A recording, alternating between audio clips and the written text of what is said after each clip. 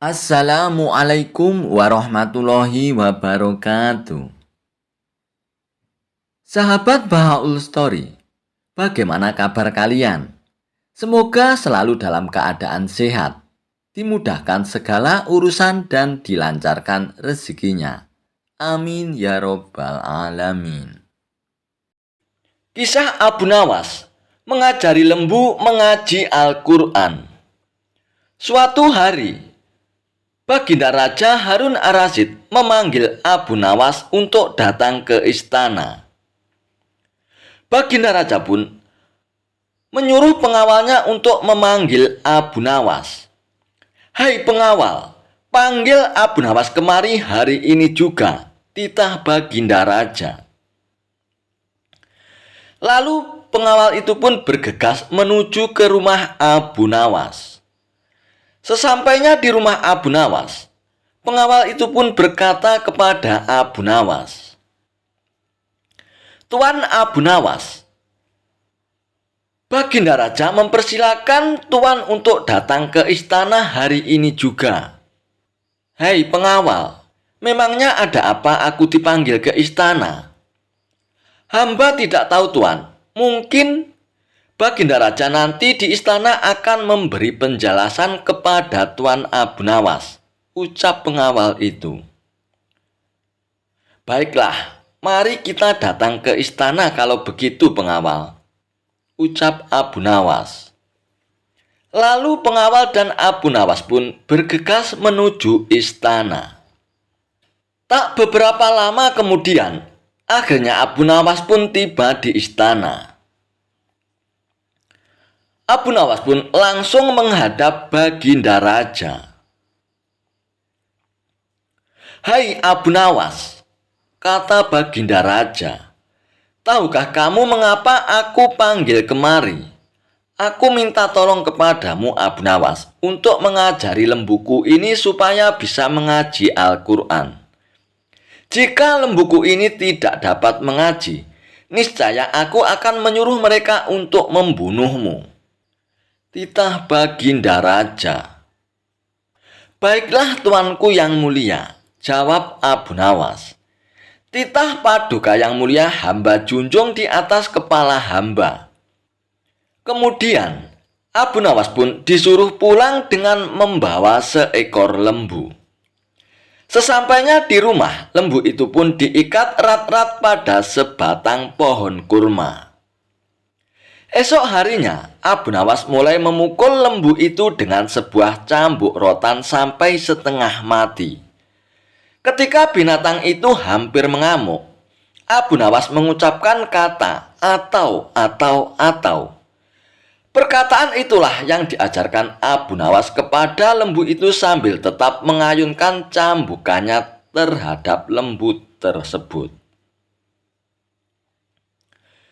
Pekerjaan itu ia lakukan setiap hari pagi sampai tengah hari dan dari zuhur sampai maghrib selama beberapa hari, sehingga tidak terfikirkan untuk menghadap Baginda Raja ke istana. Setengah bulan kemudian, Baginda Raja pun menyuruh seorang pengawal untuk melihat ke rumah Abu Nawas. Apakah Abu Nawas mampu mengajari lembu itu untuk mengaji? Namun, apa yang disaksikan oleh pengawal itu di rumah Abu Nawas tiada lain adalah cambukan yang dilancarkan oleh Abu Nawas ke badan lembu itu sambil berkata, atau, sampai binatang itu kesakitan setengah mati.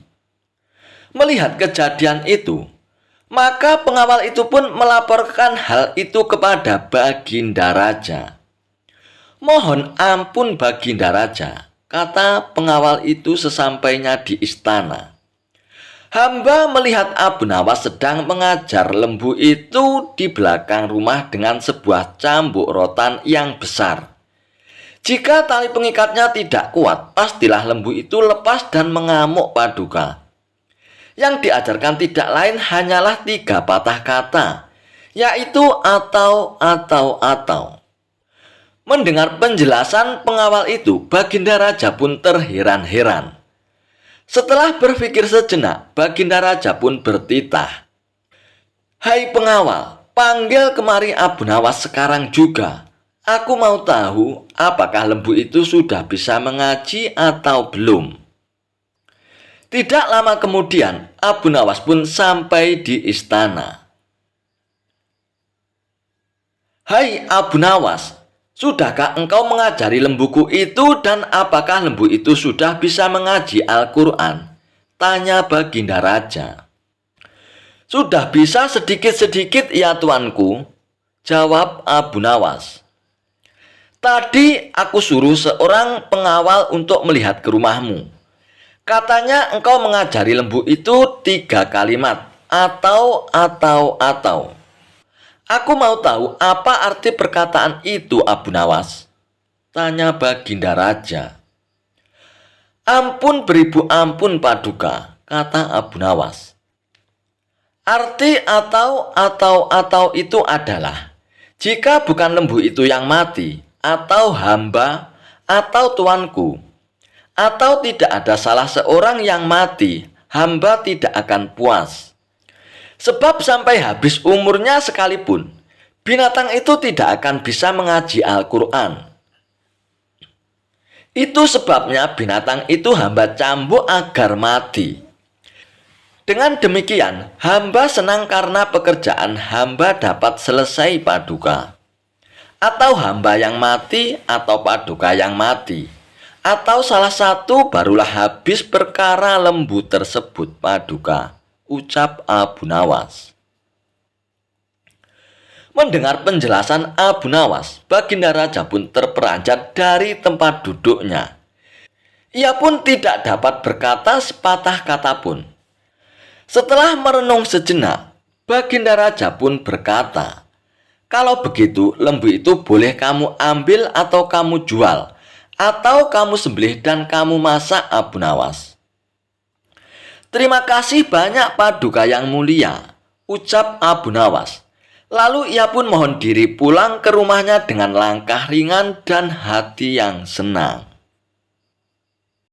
Kisah Abu Nawas antara sahabat dan keyakinan. Abu Nawas, kata Baginda Raja Harun Ar-Rasyid. Daulat Paduka yang mulia, jawab Abu Nawas. Aku akan berterus terang kepadamu, bahwa kali ini engkau aku panggil bukan untuk kupermainkan atau aku perangkap. Tetapi aku benar-benar memerlukan bantuanmu Abu Nawas, kata Baginda Raja. Apakah gerangan yang bisa hamba lakukan untuk Paduka yang mulia? Tanya Abu Nawas. Ketahuilah Abu Nawas, bahwa beberapa hari yang lalu aku mendapat kunjungan dari negeri sahabat. Kebetulan rajanya beragama Yahudi. Raja itu adalah sahabat karibku hingga begitu berjumpa denganku, dia langsung mengucapkan salam secara Islam. Aku tidak menduga sama sekali. Tanpa pikir panjang, aku membalas salamnya sesuai dengan ajaran agama kita, yaitu kalau mendapat salam dari orang yang tidak beragama Islam, hendaklah dijawab dengan wassalamu alaikum, atau kecelakaan bagi kamu. Dan tentu saja dia merasa tersinggung.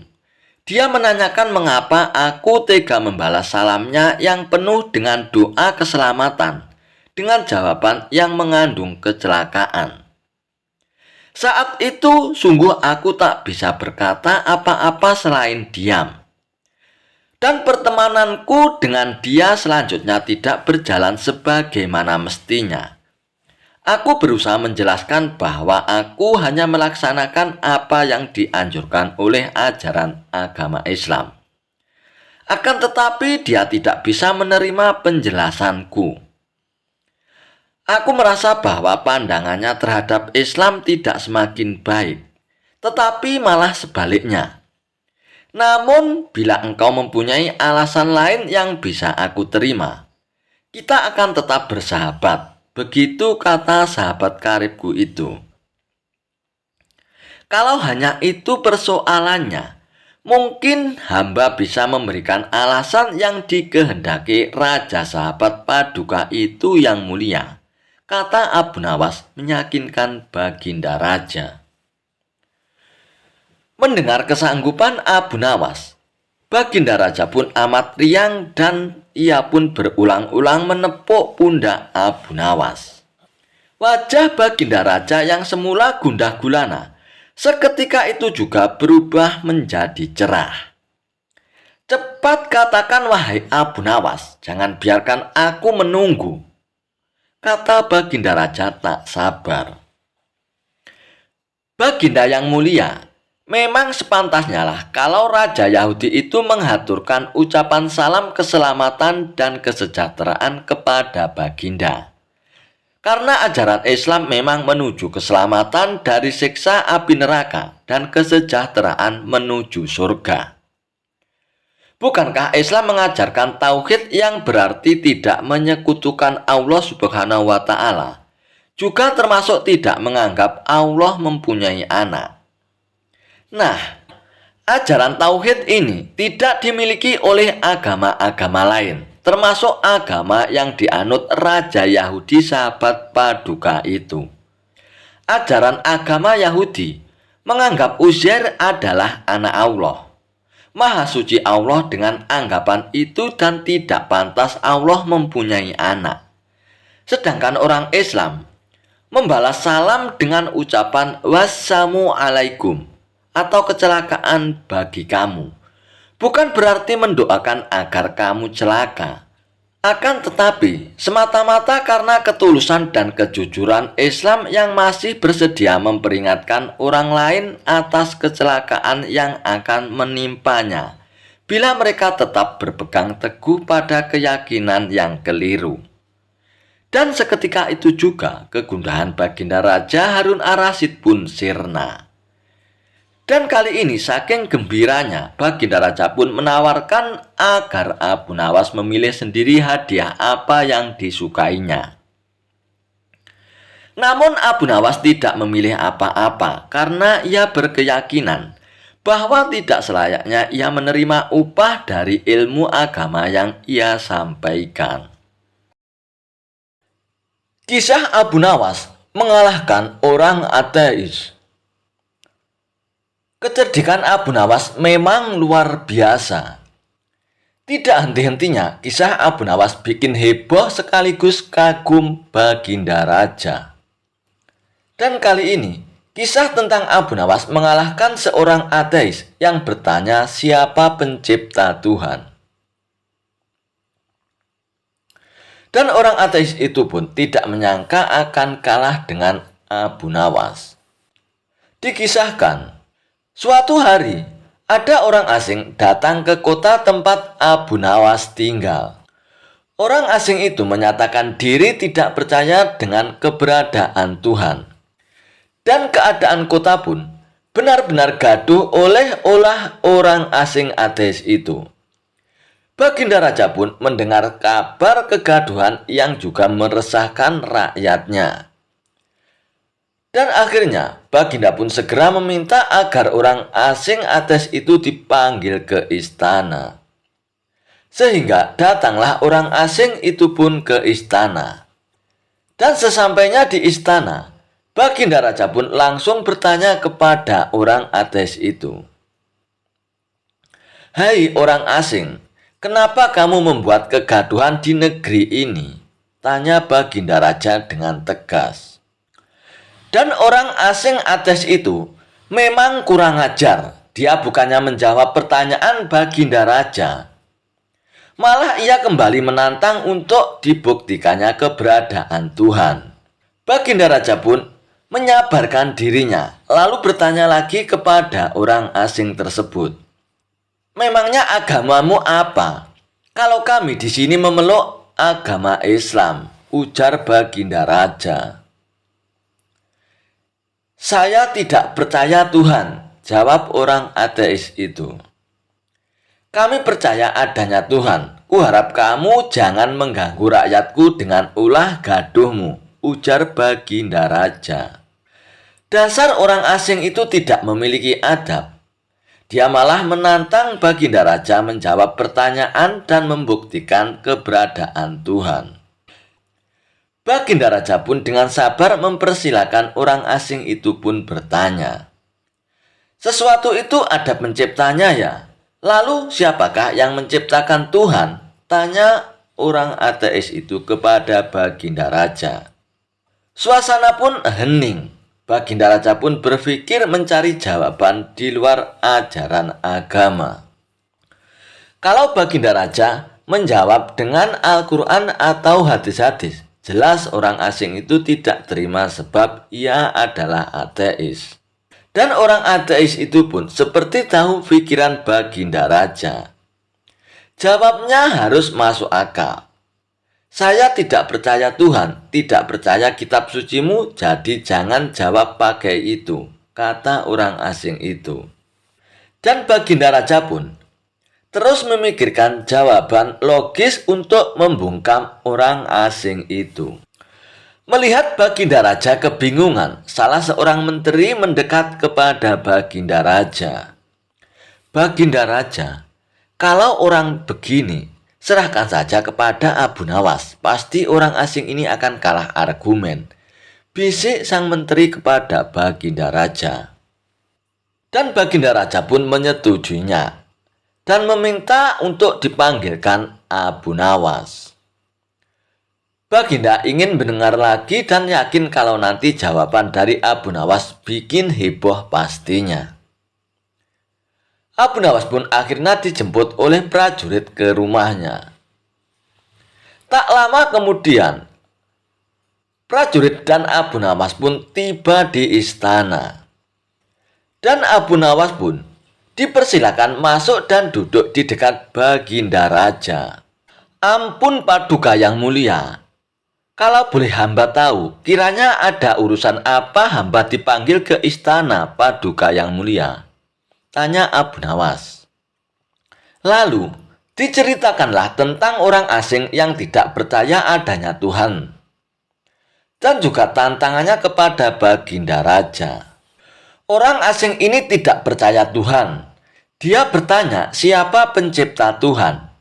Jawabnya harus masuk akal, ujar Baginda Raja. Abu Nawas pun manggut-manggut. Lalu dia menatap orang ateis itu dengan tajam. Abu Nawas memang mendengar kalau ulah orang asing sudah begitu menggemparkan. Bahkan pertanyaannya bisa membahayakan keyakinan umat. Lalu Abu Nawas pun mohon izin kepada Baginda Raja untuk pindah duduk dan mendekat berhadapan dengan orang asing itu.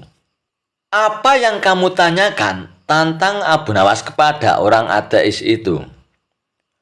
Orang asing itu pun sikapnya congkak karena yakin Abu Nawas tidak akan mampu memberikan jawabannya. Anda Muslim, percaya semua ada penciptaannya, baik yang gaib maupun yang nyata. Apa itu benar? Tanya orang ateis itu kepada Abu Nawas. Ya, tidak salah. Kami percaya alam semesta dan seisinya. Dan penciptanya adalah Allah Subhanahu wa Ta'ala. Jawab Abu Nawas. Sekarang saya mau tanya, siapakah pencipta Tuhan yang kamu yakini pencipta alam semesta dan seisinya? Abu Nawas pun sesaat terdiam. Ia berpikir untuk jawaban yang logis dan tepat. Orang asing itu pun menatap Abu Nawas dan tersenyum. Ia meyakini bahwa Abu Nawas tidak akan bisa menjawabnya. Baginda Raja dan para menteri terlihat tidak tenang, takut apabila Abu Nawas tidak mampu untuk menjawabnya. Dan kalau itu terjadi, mereka semua akan dipermalukan oleh orang asing itu. Abu Nawas memang cerdas, logikanya kuat. Dia sudah memiliki jawabannya. Begini saudara, kita ibaratkan alam semesta dan seisinya adalah angka. Nah, angka 3 menurutmu berasal dari mana? Kata Abu Nawas. Itu hanya pertanyaan mudah. Tentu angka 3 berasal dari 1 ditambah 2, jawab orang asing tersebut. Ya benar. Kita lanjutkan sekarang. Angka 2 berasal dari mana? Mudah sekali, tentu angka 21 ditambah 1, jadi hasilnya 2. Ujar orang asing masih dengan sikap angkuhnya. Benar. Sekarang asal angka 1 menurut Anda dari mana? Tanya Abu Nawas kembali. Dan mendapat pertanyaan ini, orang asing itu pun gelagapan. Dia terdiam tidak mampu untuk menjawabnya. Suasana pun menjadi hening. Para menteri juga baginda raja sejak dari awal terjadi dialog Abu Nawas dan orang asing semuanya tegang. Takut Abu Nawas tidak mampu untuk memberikan jawaban yang telak. Nah, kan Abu Nawas bikin heboh lagi. Orang ateis itu mati kutu loh, terdengar bisik-bisik para menteri dengan nafas lega. Abu Nawas pun kemudian mendekatkan posisi duduknya ke orang asing yang masih terdiam itu. Begini saudara, Anda bertanya siapa pencipta Tuhan? Maka jawab dulu angka 1 ini berasal dari mana? Anda tidak bisa menjawabkan. Orang asing itu pun mengangguk, mengaku tidak mampu untuk menjawabnya. Jadi sama juga ketika Anda bertanya kepada kami tentang Tuhan siapa penciptanya. Kami juga tidak bisa menjawab, tutur Abu Nawas. Dalam agama Islam, keberadaan Allah sebagai Tuhan itu Dia yang awal dan yang akhir. Semoga Anda paham Tuan, tegas Abu Nawas. Dan akhirnya, orang asing yang mengaku ateis itu tidak bisa menjawab. Kalah argumen dengan kecerdikan Abu Nawas. Baginda Raja pun tampak tersenyum, senang semakin bangga dengan kecerdikan Abu Nawas. Kisah Abu Nawas dan dua sahabatnya tentang puasa.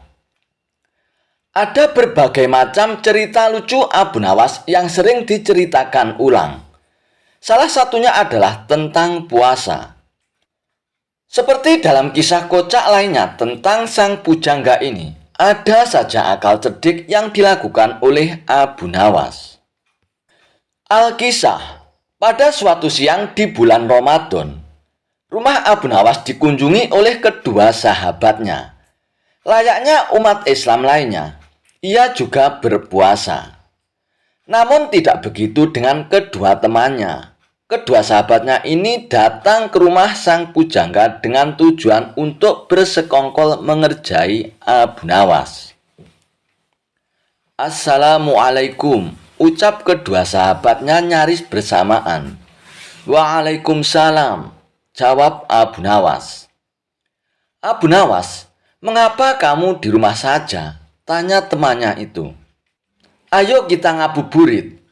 Tanpa berpikir panjang, Abu Nawas pun mengiyakan ajakan temannya itu untuk mengisi waktu sembari menunggu berbuka puasa. Namun siapa sangka kedua temannya itu justru mengajaknya pergi ke sebuah tempat makan. Karena kebaikan hatinya, Abu Nawas pun tidak protes. Ia ikut saja masuk ke dalam tempat makan tersebut.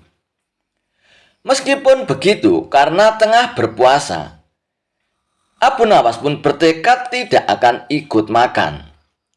Namun untungnya, kedua temannya itu membeli makanan untuk dibawa pulang, bukan untuk dimakan di tempat.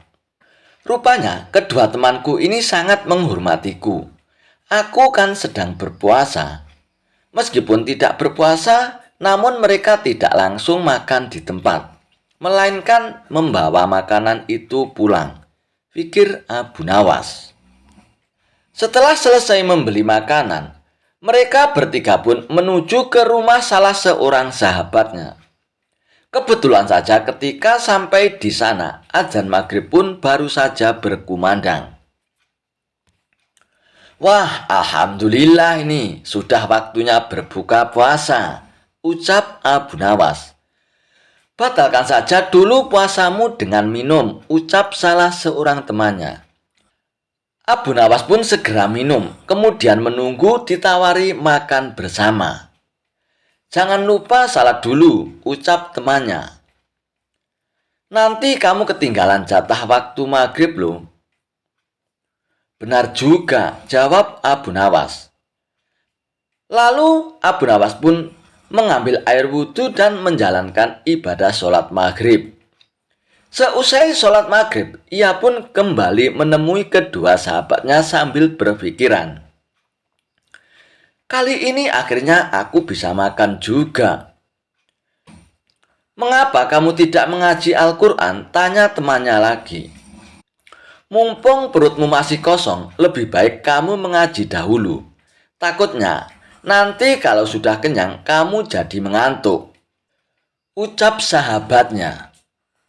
Lama-kelamaan, Abu Nawas pun merasa jengkel. Ia merasa kalau kedua sahabatnya itu sedang mengerjainya.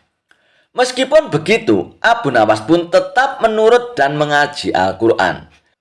Apakah setelah mengaji akhirnya Abu Nawas bisa makan? Tentu saja tidak.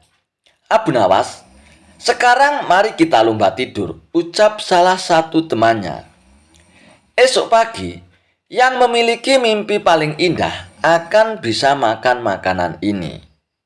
Bukannya mengajak makan, temannya itu justru mengajak lomba tidur. Tentu saja saat itu Abu Nawas pun benar-benar sadar kalau ia sedang dikerjai teman-temannya. Namun meskipun begitu, Abu Nawas pun tidak marah. Ia pun tetap menyanggupi perlombaan yang tidak masuk akal itu. Ia dan kedua sahabatnya tidur malam itu juga. Keesokan harinya, setelah bangun tidur, mereka pun kembali berkumpul untuk membicarakan mimpi yang mereka dapatkan semalaman. Salah satu dari teman Abu Nawas mulai bercerita. Semalam aku mimpi sangat indah sekali. Di dalam mimpiku itu, aku memiliki rumah mewah, mobil mewah, uang yang banyak dan pesawat pribadi. Hidupku pokoknya sangat sempurna. Teman yang lain menganggukkan kepalanya beberapa kali ketika mendengar cerita itu. Mimpimu memang indah sahabatku, ucapnya kemudian. Tapi itu egois sekali. Kalau aku semalaman justru bermimpi kalau negeriku ini tidak punya hutang. Infrastrukturnya berkembang dengan baik, jalan-jalannya mulus, pelabuhan selalu lancar, ongkos transportasi murah, dan semua rakyatnya begitu sejahtera hingga aku tak bisa menemukan orang yang menerima zakat. Mendengar cerita tentang mimpi tersebut, salah satu sahabat sampai terkagum-kagum. Mimpimu memang luar biasa sekali sahabatku, ucapnya. Bagaimana denganmu Abu Nawas? Apakah mimpimu lebih luar biasa dari kita? Coba ceritakanlah kepada kami. Abu Nawas pun terdiam dan akhirnya ia pun mulai bercerita. Sayangnya mimpiku hanya biasa saja, ucap Abu Nawas. Semalam aku bermimpi dengan Nabi Daud alaihissalam. Kalian tentu tahu kan kalau Nabi Daud itu gemar berpuasa.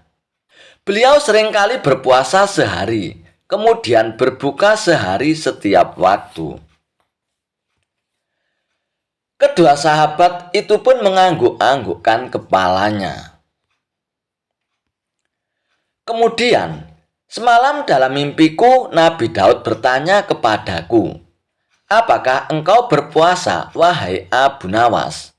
Tentu saja aku langsung menjawabnya, "Ya." Kemudian beliau bertanya lagi, "Sudahkah engkau berbuka puasa, wahai Abu Nawas?" Dan aku hanya bisa menjawab, "Belum." Kemudian Nabi Daud alaihissalam menyuruhku segera berbuka puasa. Dan saat itu juga aku langsung bangun tidur dan mengambil makanan yang sudah kalian belikan kemarin sore. Kontan saja kedua sahabat itu pun hanya bisa saling berpandangan. Dan salah satu dari mereka pun kemudian mengecek makanan yang mereka simpan di dalam lemari. Dan benar saja, semua makanan yang mereka simpan kemarin ini telah raib. Berarti semalam Abu Nawas sungguh-sungguh makan makanan itu. Kedua sahabat itu pun langsung menyesali perbuatan mereka kemarin. Siapa sangka, rupanya mereka telah kalah cerdik dari akal Abu Nawas. Berniat mengerjai justru akhirnya ganti dikerjai. Kisah Abu Nawas dan kipas ajaib yang awet hingga 100 tahun. Suatu ketika Abu Nawas asik berjalan-jalan di sebuah pasar. Ia pun melihat pemuda sedang berjualan baju di pinggiran jalan. "Baju bagus dan istimewa," teriak pemuda tersebut. Dan di sebelah dagangan si pemuda tertulis kalimat dijamin tidak luntur. Karena tertarik, Abu Nawas pun mendekatinya. "Silakan tuan, tuan mau beli baju ya? Silakan pilih tuan," tanya si pemuda itu. "Aku mau melihat-lihat dulu. Nanti kalau ada yang cocok baru aku mau beli," jawab Abu Nawas. "Oh, silakan tuan, silakan pilih, bebas tuan," ucap si pemuda itu. Setelah Abu Nawas menemukan baju yang cocok, ia pun berkata, "Ini bajunya bagus, warnanya juga bagus. Tapi apa benar dijamin tidak luntur tuan?" tanya Abu Nawas. "Oh, jangan khawatir tuan, pokoknya sesuai dengan tulisan," kata si pemuda. "Baiklah, berapa harganya?" tanya Abu Nawas. "Harganya 100 dirham tuan," jawab pemuda itu. "Oh, mahal sekali. Umumnya harga baju kan hanya 10 dirham," kata Abu Nawas menawarnya. "Oh, jauh sekali tuan ini menawarnya. Tidak boleh tuan. Itu sudah harga pas tuan," ucap si pemuda itu. Sejenak Abu Nawas pun berpikir, bajunya sih bagus, warnanya juga bagus, apalagi tertulis dijamin tidak luntur. Mungkin karena itulah harganya agak mahal, ujar Abu Nawas dalam hatinya. "Baiklah tuan, aku beli baju ini tuan, seharga 100 dirham, ucap Abu Nawas. "Terima kasih tuan, semoga tuan puas belanja di tempat saya ini," ucap pemuda tersebut. Singkat cerita, Abu Nawas pun pulang membawa baju barunya.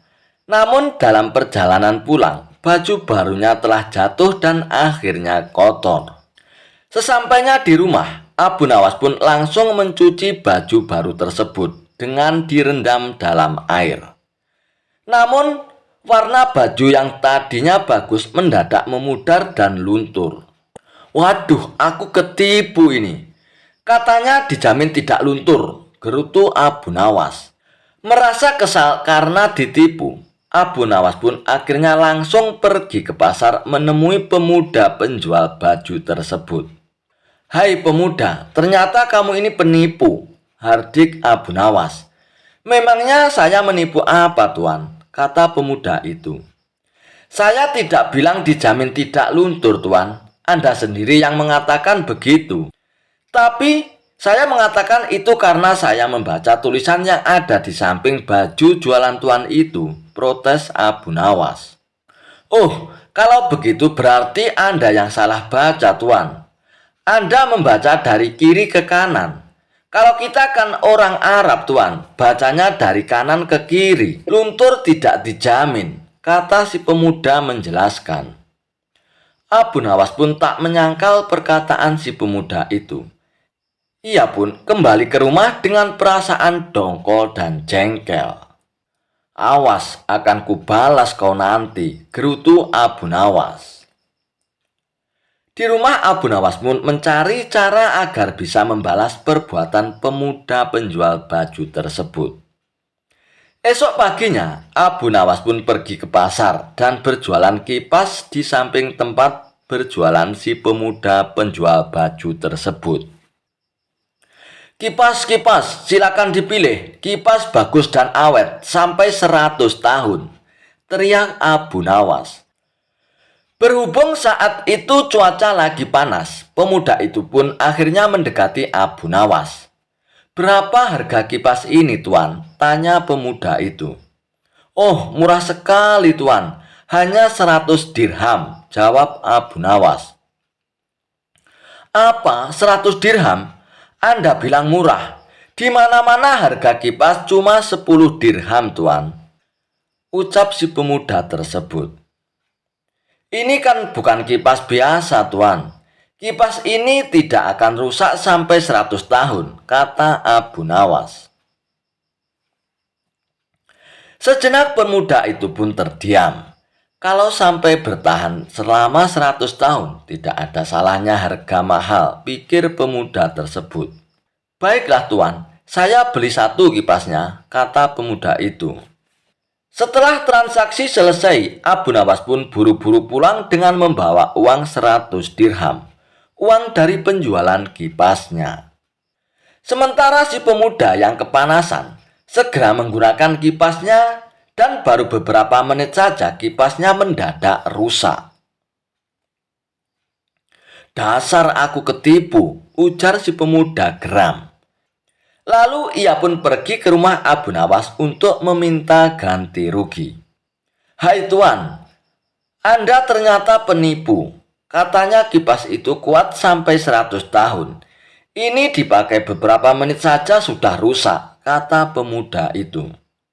Kamu pasti salah cara pakainya, Tuan, kata Abu Nawas. Salah bagaimana, Tuan? Tanya si pemuda itu. Abu Nawas pun akhirnya menjelaskan. Cara kipas dipakai biar awet, bukan kipasnya yang digerakkan, Tuan.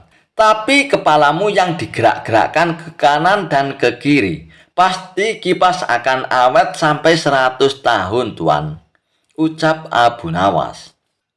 Mendengar penuturan Abu Nawas, si pemuda itu pun hanya terdiam.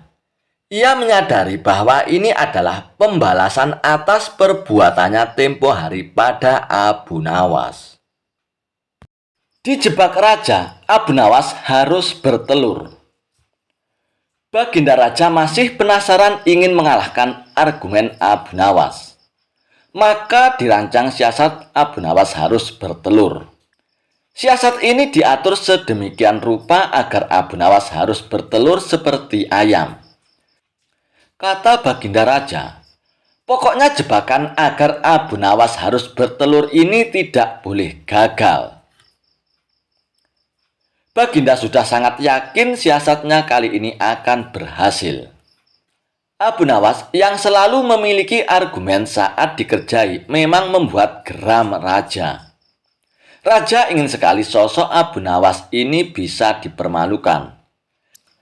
Baginda Raja memiliki kebiasaan setiap akhir pekan berendam di kolam air hangat.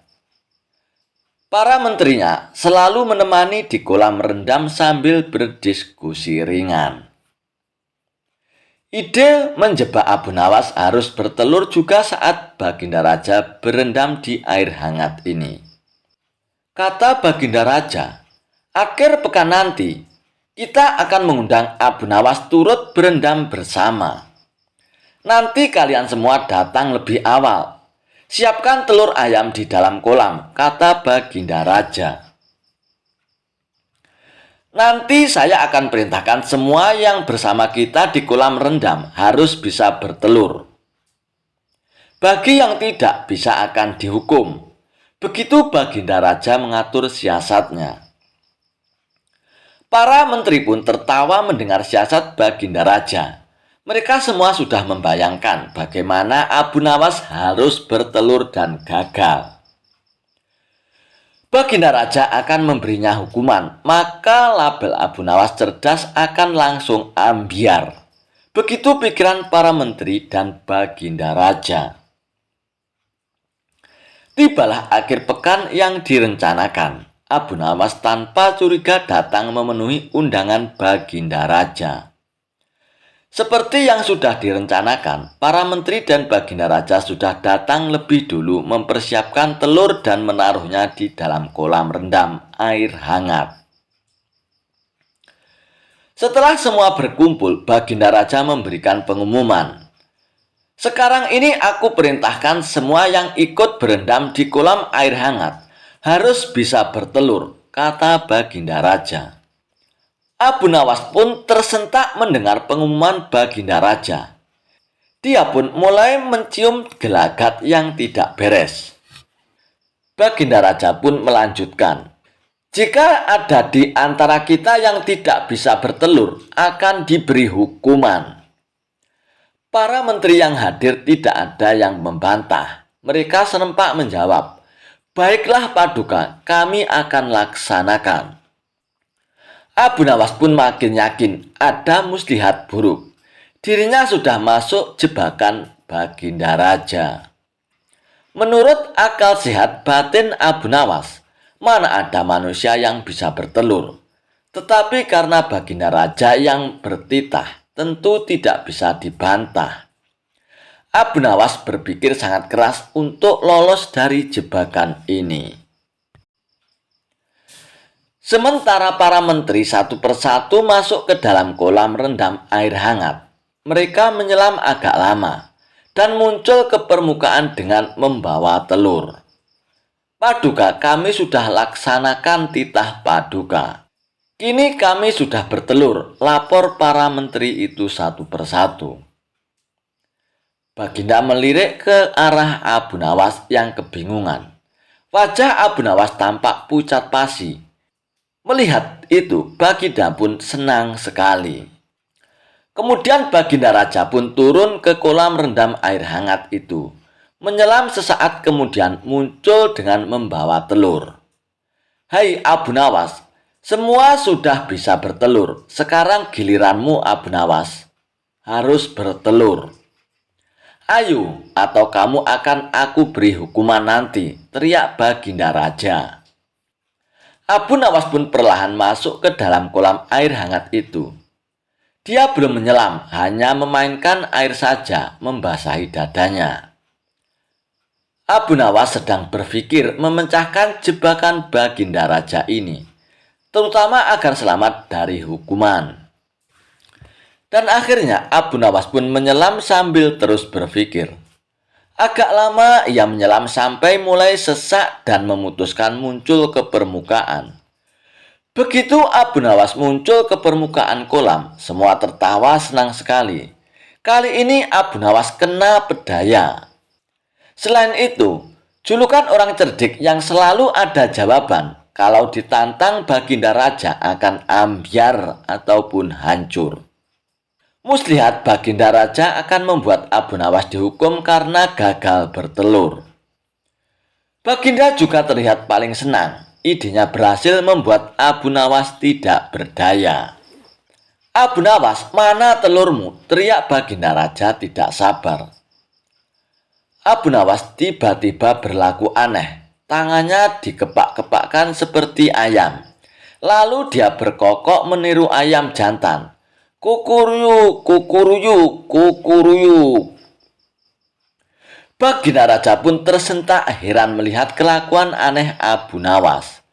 Maaf Paduka, saya tidak bisa bertelur, jawab Abu Nawas sambil kembali berkokok.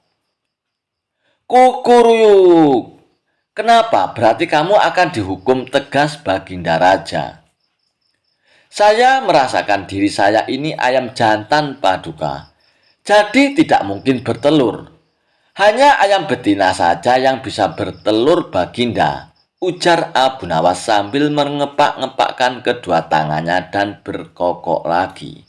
Kukuruyuk, kukuruyuk, kukuruyuk. Baginda Raja pun dan para menteri seperti ditampar keras oleh jawaban Abu Nawas. Baginda Raja pun bergegas mengambil pakaian dan beranjak tanpa berkata-kata lagi. Jebakan untuk Abu Nawas yang harus bertelur tak disangkanya gagal total. Malah dirinya dipermalukan, disamakan dengan ayam betina. Para menterinya juga mengikuti pergi meninggalkan Abu Nawas yang masih berkokok berkukuruyuk meledek mereka. Kisah Abu Nawas mengambil mahkota dari surga. Tidak seperti biasanya, hari itu Baginda Raja tiba-tiba ingin menyamar menjadi rakyat biasa. Beliau ingin menyaksikan kehidupan rakyat di luar istana tanpa sepengetahuan siapapun. Agar lebih leluasa bergerak, Baginda mulai keluar istana dengan pakaian yang amat sederhana, layaknya seperti rakyat jelata.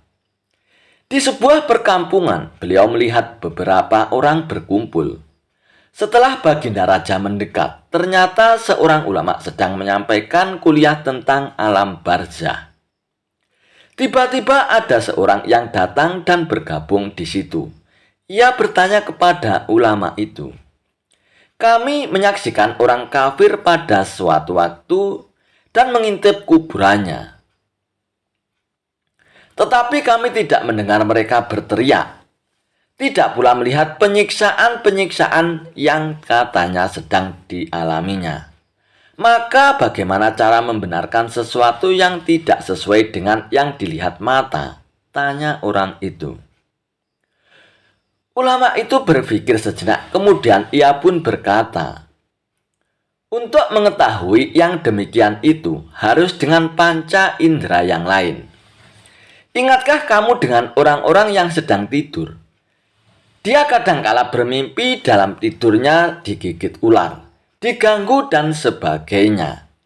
Ia juga merasakan sakit dan takut ketika itu, bahkan memekik dan keringat bercucuran pada keningnya.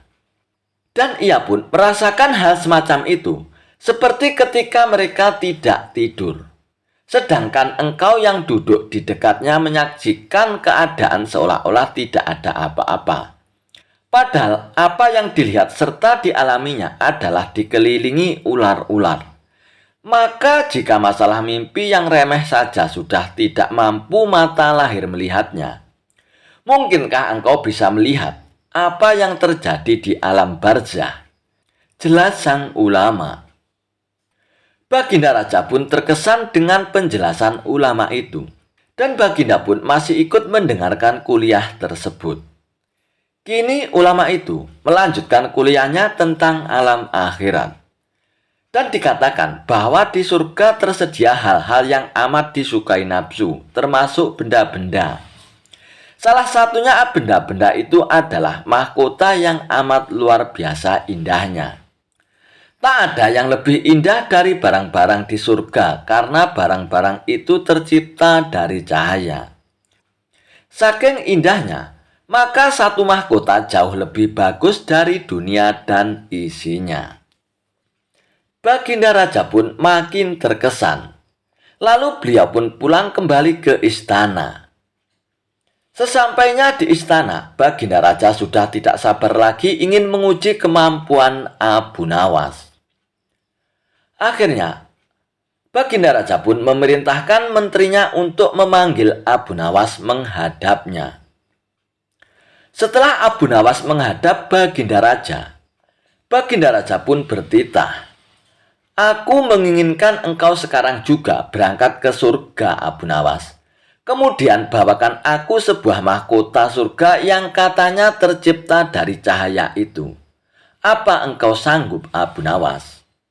"Sanggup, Paduka yang mulia," kata Abu Nawas langsung menyanggupi tugas yang mustahil dilaksanakan itu. Tetapi Baginda Raja harus menyanggupi pula satu syarat yang akan hamba ajukan, kata Abu Nawas dengan percaya diri.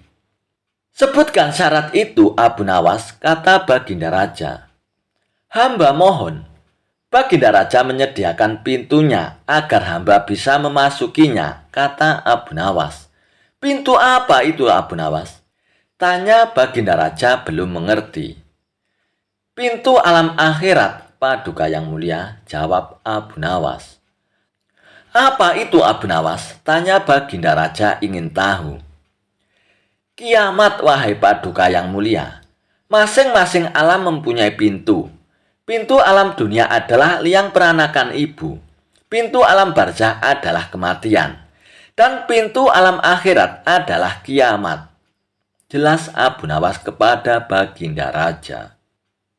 Surga berada di alam akhirat. Bila Baginda masih tetap menghendaki hamba mengambil sebuah mahkota di surga, maka dunia harus kiamat terlebih dahulu, lanjut Abu Nawas.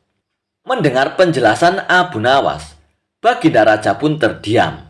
Di sela-sela kebingungan Baginda Raja Harun al-Rasyid, Abu Nawas pun bertanya lagi kepada Baginda Raja. Masihkah Baginda Raja menginginkan mahkota surga itu? Tanya Abu Nawas. Baginda Raja pun tidak menjawab. Beliau diam 1000 bahasa. Sejenak kemudian Abu Nawas pun mohon diri karena Abu Nawas sudah tahu jawabannya. Kisah Abu Nawas memasukkan unta ke lubang jarum.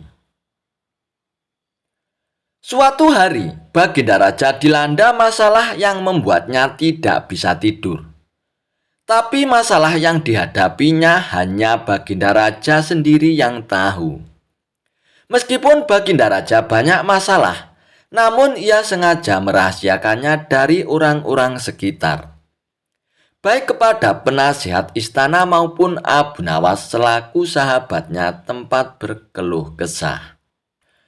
Padahal, sejatinya Baginda Raja ingin rasanya melupakan masalah yang menimpanya.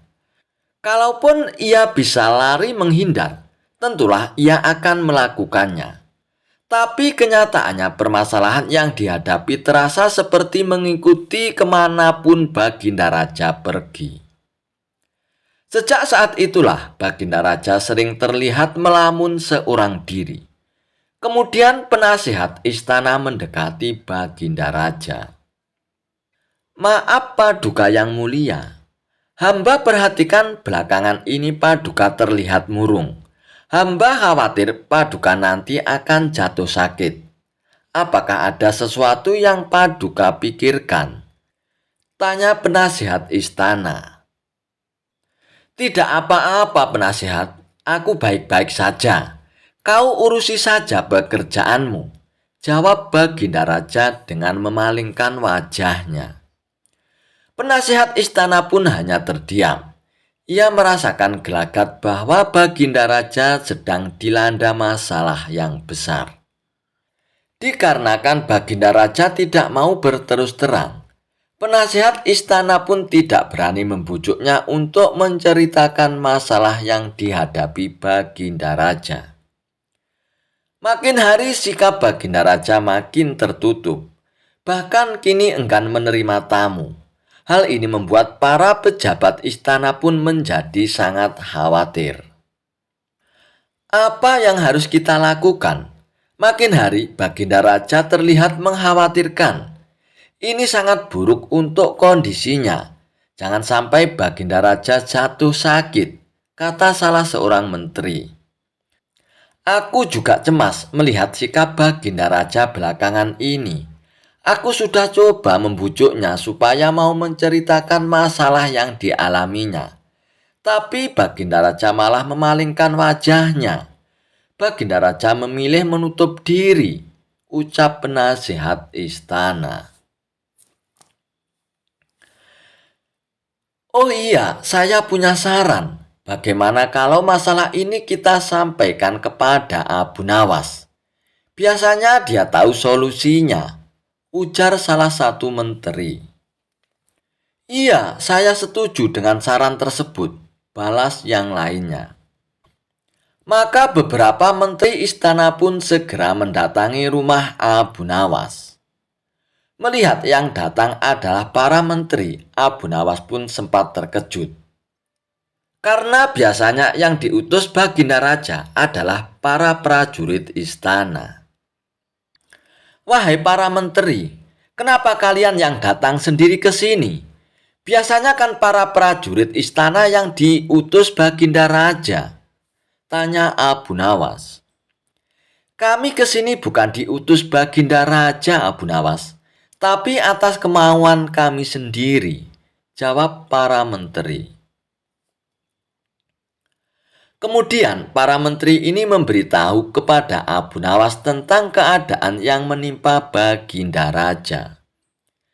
Kami semua sudah berusaha memberi perhatian, tapi Baginda Raja selalu menutup diri, Abu Nawas, kata salah satu menteri.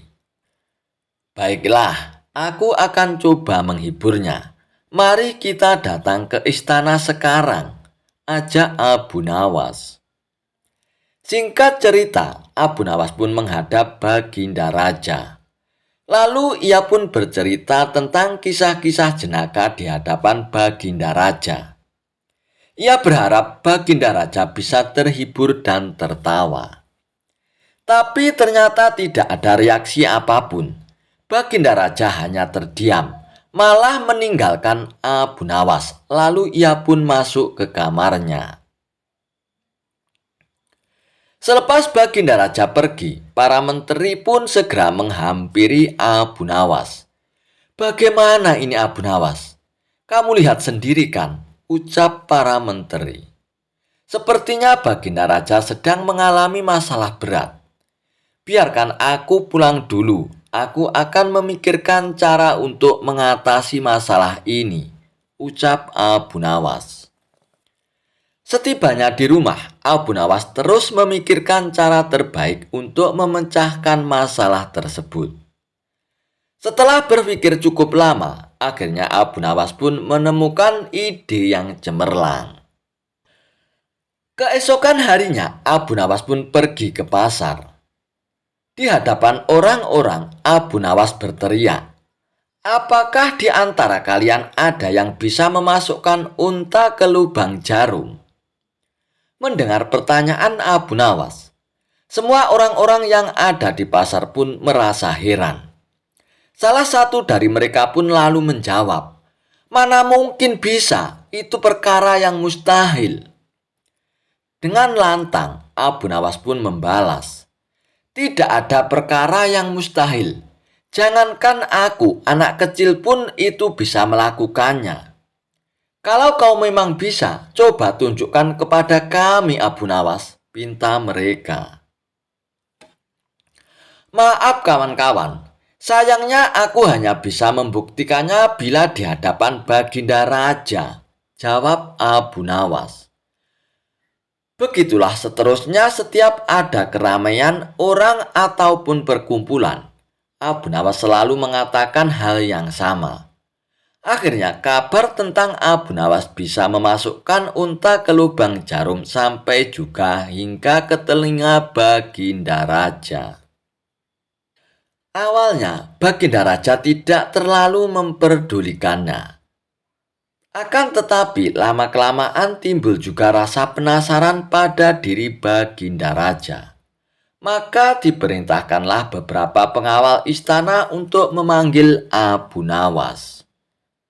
"Tuan Abu Nawas, Anda diperintahkan Paduka Raja untuk datang ke istana," ucap salah seorang prajurit. "Benarkah itu prajurit?" tanya Abu Nawas untuk memastikan. "Benar Tuan Abu Nawas," jawab prajurit tersebut. "Rencanaku akhirnya berhasil," pikir Abu Nawas dalam hatinya. "Oh iya, bagaimana kondisi Baginda Raja sekarang?" tanya Abu Nawas kembali. "Baginda Raja masih sering mengurung diri dan sering tampak termenung," jawab salah seorang prajurit. "Baiklah, aku akan ke istana sekarang," balas Abu Nawas. Tidak lama kemudian, Abu Nawas pun sampai di istana. Lalu ia pun segera menghadap Baginda Raja. "Wahai Abu Nawas, aku dengar kau bisa memasukkan seekor unta ke lubang jarum. Kau bersedia membuktikannya bila di hadapanku. Benarkah itu Abu Nawas?" tanya Baginda Raja. "Oh, benar sekali Paduka yang mulia," jawab Abu Nawas dengan tenang. "Bagaimana mungkin kau bisa melakukannya Abu Nawas? Aku rasa itu perkara yang mustahil," balas Baginda Raja. "Di dunia ini tidak ada yang mustahil Paduka," ujar Abu Nawas. Baiklah, sekarang coba kau buktikan Abu Nawas, perintah Baginda Raja. Caranya mudah sekali Paduka. Kita tinggal membuat jarum yang lubangnya lebih besar daripada seekor unta. Dengan begitu kita bisa memasukkannya dengan mudah Paduka. Bahkan anak kecil pun bisa. Jawab Abu Nawas menjelaskan. Kalau caranya seperti itu, semua orang pun bisa melakukannya. Berarti kau telah menipu semua orang, termasuk aku Abu Nawas, ucap Baginda Raja. Hamba tidak pernah menipu siapapun Paduka, dan hamba juga tidak pernah menipu Paduka Raja. Hamba tidak pernah mengatakan bahwa jarum yang hamba maksud adalah jarum kecil. Balas Abu Nawas. Iya, itu memang benar. Tapi apa maksud dari pernyataanmu itu, Abu Nawas? Tanya Baginda Raja lagi. Hamba hanya ingin mengatakan ada hikmah dari pernyataan ini, Paduka. Jawab Abu Nawas. Hikmah? Hikmah dari mana itu, Abu Nawas? Tanya Baginda Raja dengan heran.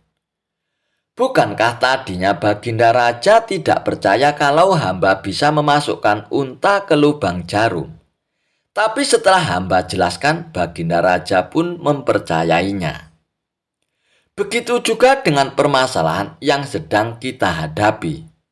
Sebesar apapun masalah, sebesar apapun bebannya, tapi kalau hati kita lebih besar, hati kita lebih luas saat menghadapinya, maka semua masalah akan terasa lebih ringan Paduka.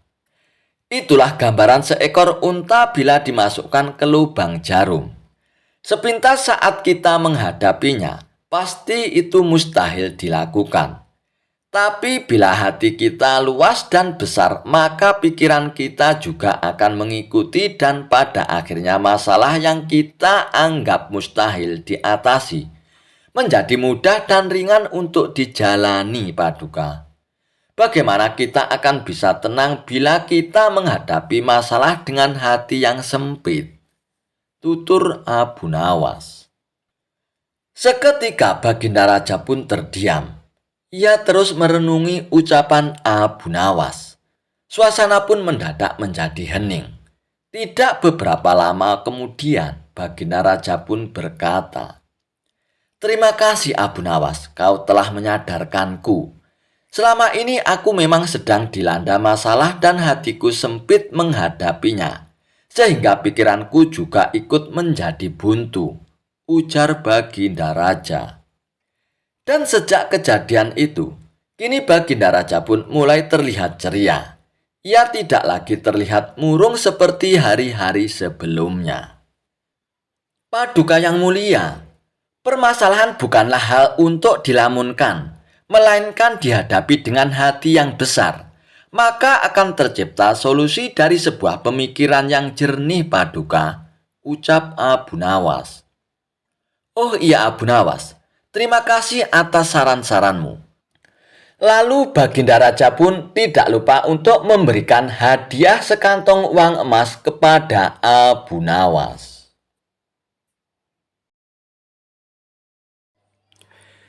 Kisah Abu Nawas mengerjai seorang tabib palsu. Suatu ketika di kota tempat tinggal Abu Nawas dihebohkan adanya tabib baru yang mengaku sakti. Dia pun sesumbar bisa mengobati penyakit apa saja. Walhasil rumahnya didatangi ratusan pasien. Padahal tabib tersebut hanyalah seorang penipu. Ia menggunakan keahlian sulapnya untuk menipu warga. Hal inilah yang membuat warga makin percaya pada kesaktian palsu sang tabib tersebut. Ada juga pasien yang tidak kunjung sembuh. Namun karena rayuan manis sang tabib palsu tersebut, ia selalu menuruti perkataannya agar kembali berobat.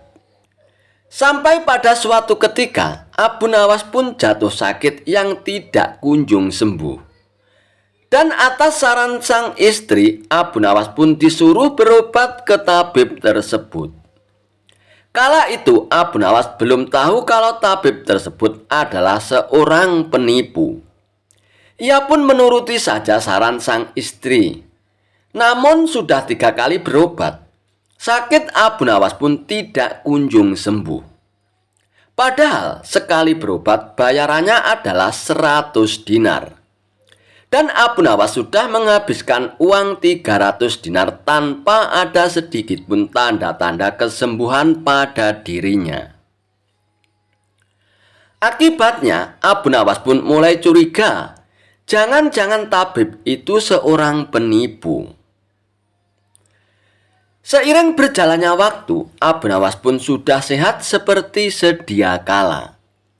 Lalu terbesit dalam benak Abu Nawas untuk mengerjai tabib palsu tersebut. Aku harus mendapatkan 300 dinarku dulu. Tapi bagaimana caranya ya? Tanya Abu Nawas dalam hatinya. Setelah lama berpikir, akhirnya Abu Nawas pun menemukan ide cemerlang. Keesokan harinya, Abu Nawas pun membuka praktek pengobatan. Dan di depan rumahnya dipasang papan bertuliskan sembuh bayar 100 dinar. Kalau tidak sembuh, uang kembali 1000 dinar. Para pasien rencananya berobat ke tabib palsu mendadak memilih datang ke rumah Abu Nawas. Dan akhirnya rumah Abu Nawas pun penuh sesak oleh para pasien. Entah karena kebetulan atau bagaimana, hampir semua pasien yang diobati oleh Abu Nawas berhasil disembuhkan. Sementara rumah sang tabib palsu tersebut terlihat sangat sepi. Tidak ada seorang pasien pun yang datang ke sana. Hari ini kenapa sepi sekali ya? Tanya sang tabib dalam hatinya. Tidak selang beberapa lama, datanglah asisten tabib palsu tersebut dan mengabarkan berita tentang klinik Abu Nawas. Tuan, Abu Nawas sekarang buka praktek pengobatan, Tuan, kata asisten melaporkannya. Apa? Abu Nawas buka praktek pengobatan? Tanya sang tabib kepada asistennya. Benar, Tuan. Rumah Abu Nawas ramai sekali pasien datang. Itulah kenapa hari ini rumah Tuan sepi pasien. Oh begitu ya. Pantas aku hari ini sepi pasien. Tapi apa memang benar begitu? Tanya sang tabib dengan penasaran. Saya lihat sendiri, Tuan. Tapi anehnya, pasien yang berobat ke Abu Nawas hampir semua sembuh dari penyakitnya, Tuan, jawab sang asisten. Mendengar penuturan asistennya, muncul sifat asli tabib palsu tersebut. Ia pun berencana menipu Abu Nawas. Beberapa hari ke depan untuk sementara kita tutup dulu, asisten. Biarlah Abu Nawas yang membuka praktek pengobatannya, ucap sang tabib kepada asistennya. Memangnya kenapa, Tuan? Tanya asisten dengan penasaran. Aku punya rencana untuk menipu Abu Nawas.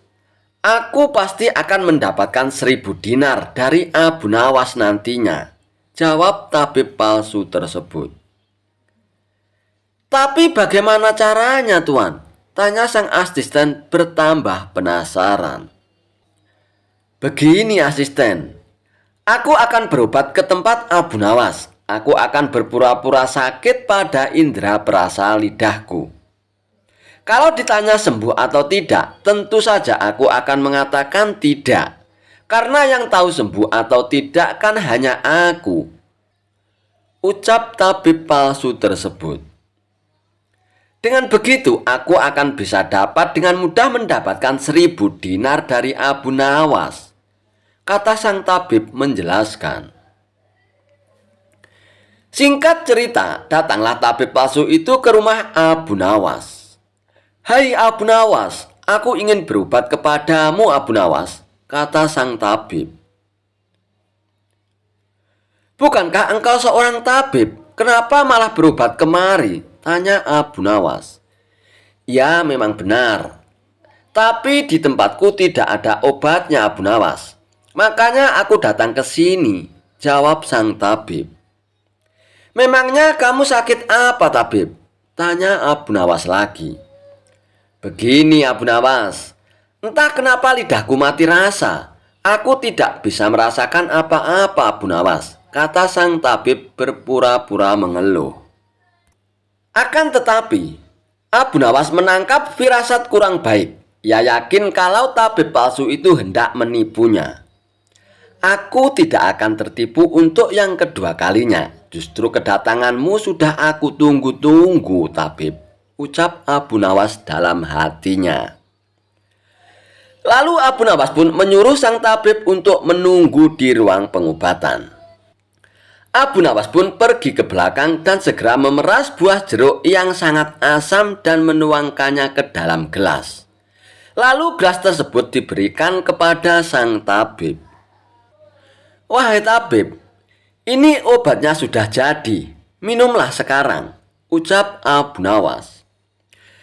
Ketika sang tabib meminumnya, mukanya mendadak berkerut menahan rasa kejut. Kamu menipu aku ya, Abu Nawas. Ini bukan obat, tapi air jeruk yang sangat kecut, Abu Nawas, kata sang tabib dengan emosi. Alhamdulillah, berarti lidahmu sudah tidak lagi mati rasa, tabib. Sekarang bayarlah ongkosnya, yaitu 100 dinar, pinta Abu Nawas. Waduh, aku keceplosan. Gagal lagi rencanaku, pikir sang tabib palsu tersebut. Lalu sang tabib itu pun terpaksa memberikan uang 100 dinarnya kepada Abu Nawas.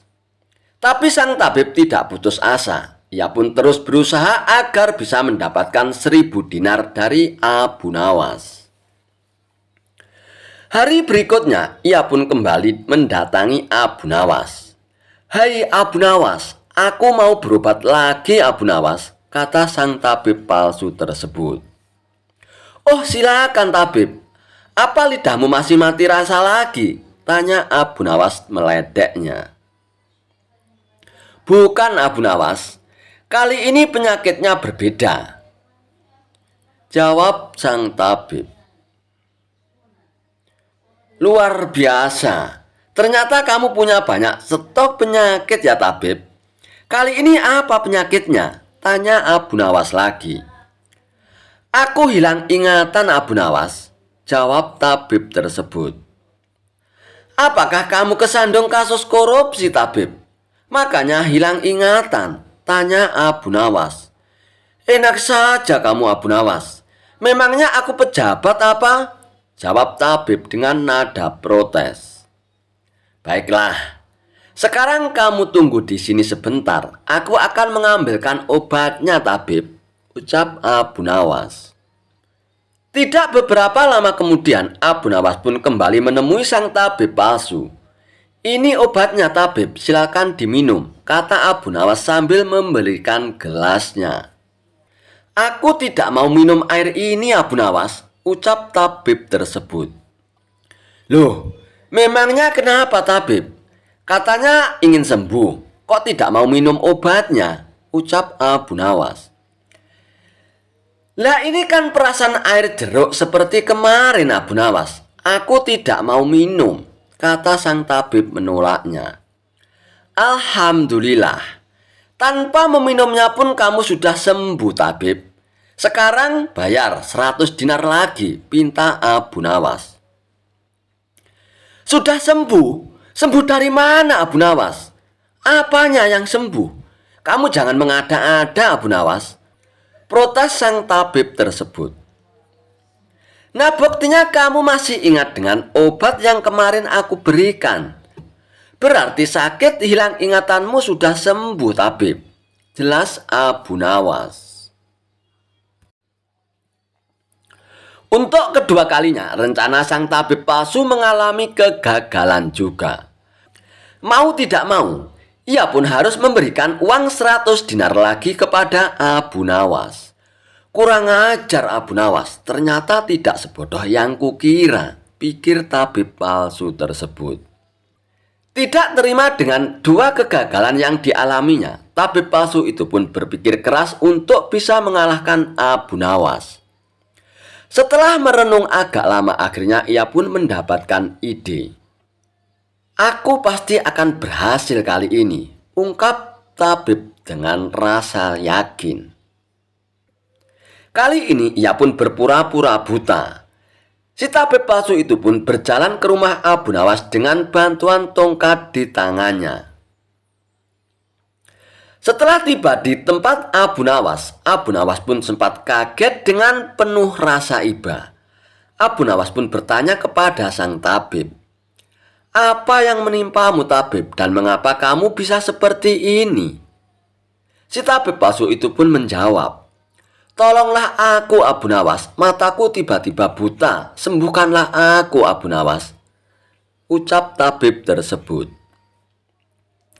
Tabib palsu itu pun kemudian dipersilakan masuk dan duduk di ruang pengobatan oleh Abu Nawas. Setelah mengamati dengan seksama, Abu Nawas pun akhirnya menyadari bahwa itu adalah tipuan belaka. Namun Abu Nawas tidak pernah kehilangan akal. Ia punya cara lain untuk menghadapinya. "Sepertinya penyakit kebutaanmu sudah sangat parah, tabib. Maafkan aku untuk kali ini tidak mampu mengobatinya, tabib," ucap Abu Nawas berpura-pura sedih. Mendengar jawaban tersebut, sang tabib langsung kegirangan.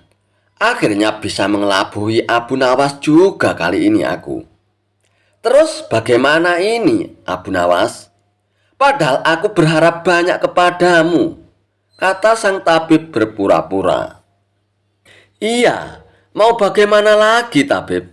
Aku tidak mungkin bisa menyembuhkanmu," jawab Abu Nawas.